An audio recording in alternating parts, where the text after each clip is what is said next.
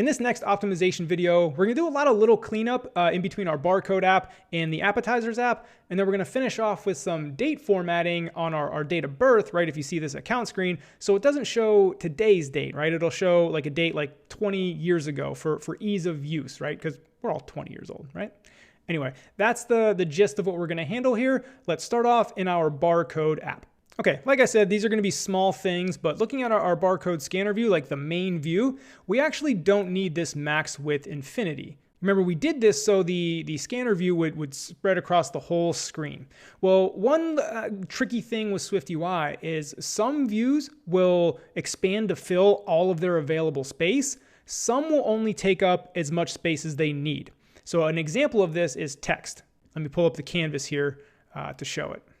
So if we look at this not yet scanned, and again, the preview, I don't know why I'm clicking on it. It's not showing the red box around just the text. I wish it was. That would really visualize this, but I'll put one up of my own of what's actually going on. So our not yet scanned is only taking up as much space as it needs. You know, a little bit more because we have the padding on it as you see here. So it's actually, you know, there's some padding around it, but it's not stretching to fill the whole screen. However, something like a rectangle or the scanner view that we have here will stretch to fit the whole screen. So what I'm trying to say here is we don't need this max width infinity because that's kind of like the default value for it. And if you remember, the way we can test this here is if instead of scanner view, let's do rectangle, right? This is kind of like our debug mode, right? Nope, we don't want that preview. Let's comment out the scanner view, right? So our rectangle, right? This is kind of like our default thing. Well, we don't have max width infinity. We don't need that because by default, it's going to stretch out as far as it possibly can. So, okay, that was just one little piece of cleanup that I wanted to show there, that it was an unnecessary use of max width infinity. However, if you wanted your text for some reason to stretch all the way to the edge, well, the text wouldn't stretch, but the frame of the text would stretch all the way to the edge. Then you would need to put like max width.infinity on your text. So again, there's certain views that I think Mark Moikin's term, I don't know if he coined this term, but I've heard him say it, where he says like there's push out views and then there's like pull in views. I like how he framed that. But again, we don't need max width infinity for that. And then the last bit of cleanup on this barcode scanner is in our alert item here. Remember, this was an error that I had here that I had to go fix. We fixed it in a later video, but we're just gonna come back, make these texts instead of a string, so I don't have to wrap them in text at the call site, but I do have to wrap them in text here. And again, the reason you may want to do this is because it's just, I don't know. I like the call site to be cleaner because the call site to me is where, you know, somebody using the code, right, another developer coming in, is trying to figure out what's going on, right? And they only dig into like this kind of stuff, the stuff that's abstracted away, if they're like really doing a deep dive. So I like to make my call sites very, very clean and easy to read, you know, for that reason. So I did a Command B, definitely going to get 2 errors here, and that is because we can get rid of you. See, I no longer have to wrap you in text, right? It can just be much simpler. Alert item.title, alert item.message. And if you remember when we originally did the video, I was confused why it wasn't working because I just messed up the setup. So to Command B, we should be away from our errors. And again, it's just making the call site cleaner and easier to read and understand. Okay, so that's it for our barcode scanner view. I'm gonna close this and magically into our appetizer project. I just had it open behind it. Okay, the first little thing is I misspelled in our utilities extensions, right? I think I pointed this out in the edit, but I never went back and fixed it. There's no T in extensions. So there we go, small little thing here. The other thing, on our appetizer detail view, I will go ahead and pull out our canvas here because this will show it. Hit resume. So one thing I forgot is I forgot to add the G label, right? We have 99, G for grams, right? So 99 what of carbs, 99 what of protein, right? We want that to be grams. So down here in the nutrition info, now you could think that you could go in here and add the G afterwards, but that's gonna add it to all of them, right? And we don't want 99 grams of calories. So we do want to put that up here where we spell this out. But that illuminates something wrong with our setup, right? If we want to have this G here, this label, right? We're passing in an int. Well, yeah, we could add the G here, but that's going to add it to everything like we mentioned. We don't want that. So we're going to have to change the value to a string. And we don't need our string interpolation down here. We can just pass in value right there. And everything remains the same, except now up here, we're going to have to do the string interpolation up here. So let's make our preview smaller. So again, we want to pass in a string, and we'll do the string interpolation of appetizer.calories, not carbs, calories. Cool, that should be good. And then I'm going to copy and paste this just for that setup. Get rid of that, get rid of that, except now we want to add a space G after the carbs and space G after the protein. And we don't want calories here, we want carbs. And we don't want calories here, we want protein. You can see our preview. I should be updating in real time. Hit resume. There we go. Now we have the G after the carbs and the protein. So just a slight little fix there. And you could argue that like carbs and protein, it's understood that it's going to be in grams, but hey, you want to be explicit with your users. No confusion. Okay, next up in our loading view, this is another iOS 14 thing that kind of went over my head. Didn't realize you can do this. And again, this was brought up in the comments, so thanks for that. So let's go to our loading view. Where the hell is that? UIKit components, that's right. Loading view. Okay, so we no longer have to do this activity indicator for UI view representable.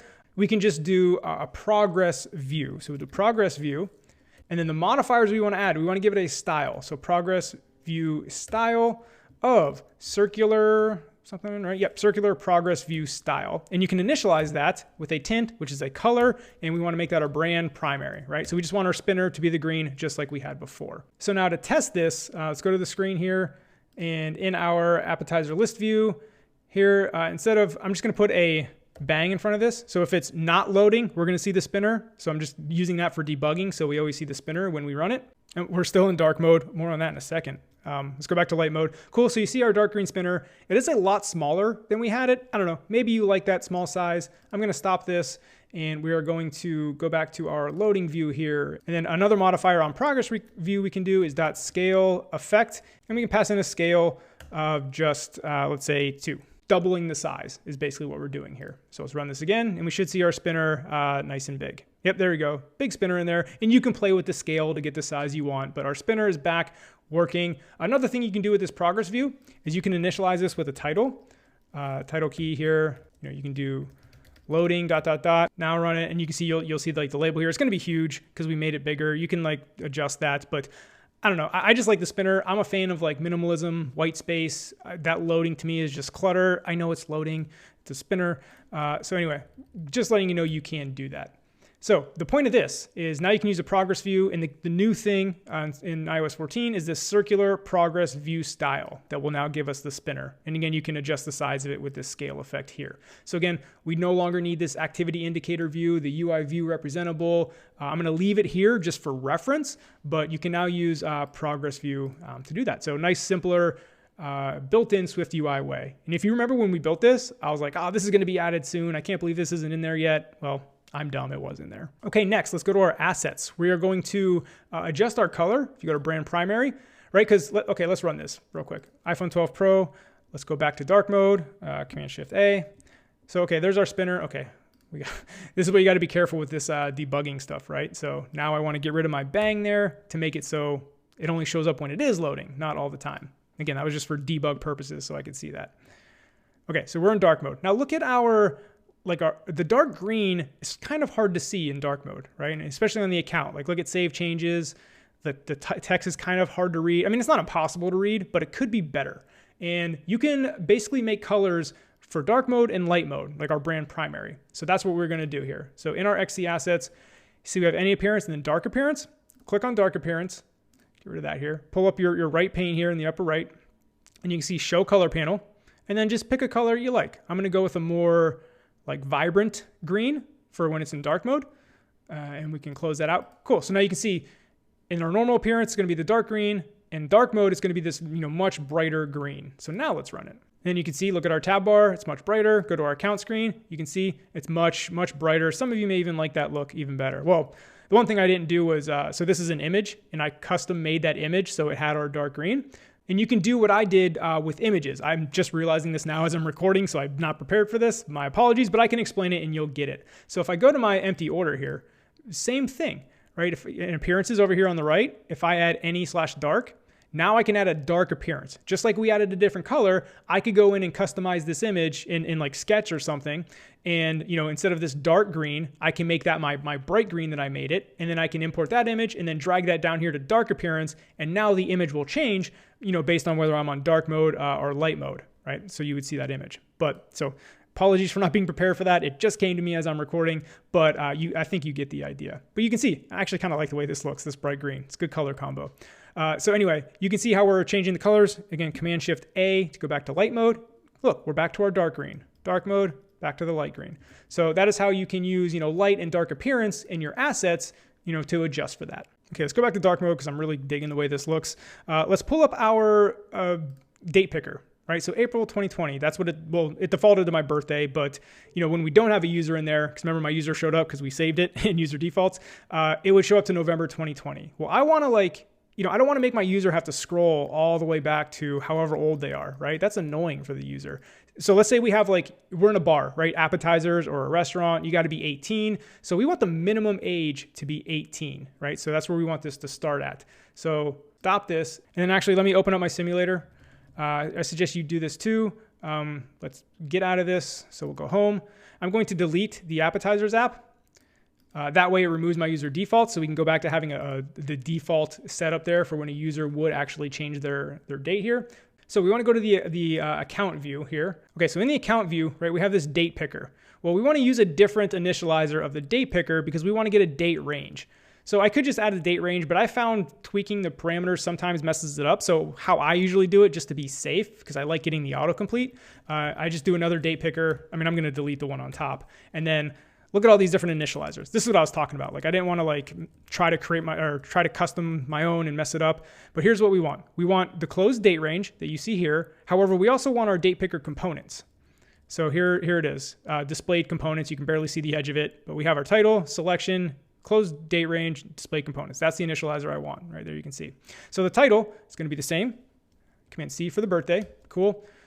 Same thing here for the binding. And like I said, you could just add in this parameter manually. I don't know. Sometimes I found maybe I messed that up, whatever, .date. I like to do the initializer and fill these in just to be safe. So the thing we're missing here, so I can delete this up here now.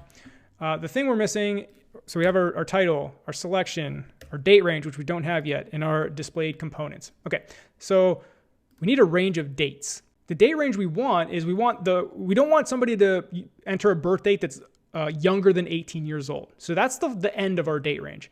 Also at the beginning of our date range, we don't want the user to be able to scroll back to 1492, because you can do that on the date picker, right? And you want to limit your users so they don't import crazy dates and mess up your error handling, right? Because you probably didn't think to handle when somebody entered a date, an age of 1492. So anyway, we want to give a very closed range of dates.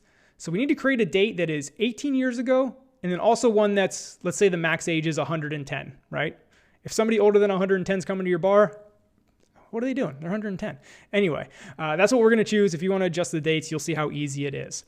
So let's create an extension on the Swift date object to create these dates. So in utilities, in our extensions folder, do Command N, Swift file, hit next, and it's going to be date plus ext. It's our typical extension format here. And then extension date. And we're going to create two computed properties, right? One is going to be var 18 years ago. And that's going to be a date. And here we're going to return just today's date, just for now, so Xcode doesn't yell at us. We're just setting up here. And another one, var 110 years ago. And again, that's also going to return a date. And it's going to return today's date. And I forgot, this is new in Swift 5.1 or whatever. When you only have one line, you don't need the return. I keep forgetting about that. So now let's do some date math, if you will, to figure out 18 years ago. So this is going to introduce you to some fun with dates, doing some date calculations. I could do an entire course on date calculations. This can get pretty complex. I have a bit of experience with it, kind of like building calendars and stuff, but this is like a simple version. What we're going to do is basically subtract 18 years from this date. So we want to do calendar.current.date by adding to, and there's no subtracting, which is confusing. So you have to add a negative number. Date by adding, oh, I didn't even do the right initializer there. There's another parameter. So again, initialize that. Date by adding value to, right? Because we want to put a value in there, you'll see. So the component we want to add, right? You can do you can add an hour, a minute, a month, a nanosecond. We want to be in the year range here, right? Because we're subtracting 18 years from this date. So the value we want to add is we want to add negative 18 years to today. And it's, well, here too, you can pass in a specific date. Like if you wanted to do 18 years from the year 2000, like you could, create a date and do that. But if you do date like that, that is today's date. So our calendar, we just want to show 18 years ago. And creating this returns an optional, but we're going to go ahead and force unwrap that because this is all like default stuff. If you were creating your own date and passing it in, then you might want to unwrap your optional, but this is all like Apple default stuff, pretty safe. So the same exact thing for 110 years ago, except instead of subtracting 18 years, we're going to subtract 110 years. Okay, so let's actually go back to our account view. I was about to run it prematurely. Our date range is we want to use the extension we just made. Let's do a Command B to make sure we get all the autocomplete stuff. So we want to do date. So this is the first part of the range, dot 110 years ago. So that gives us that date, dot, dot, dot. And then the end of the range is date dot 18 years ago. So let's run it on the simulator, check our date picker and see what we got. Okay, go back to account. Okay, remember we deleted the app, so we have no user. And you see it defaults to November 21st, 2002. That is 18 years ago. Today's November 21st, 2020, right? Cool. So you cannot enter a birth date younger than 18 years old. Let's try it. So see, it's all grayed out here, right? I can't pick a date. Even if I try to go further into the future, I can't click it. When I do my scroll wheel, if I try to go to 2010, nope, go back, right? You're forcing to be at least 18 years of age. So click off that. And then now let's go back to, I don't know why I clicked off of that. Now let's try to pick a ridiculous date, right? Okay, I'm back in the, damn it. I'm back. I'm back in the 1900s, 1800s, whatever. You can go way far back. And you see it automatically scrolls me to 1910, which is 110 years ago. So this is how you kind of block off the date range.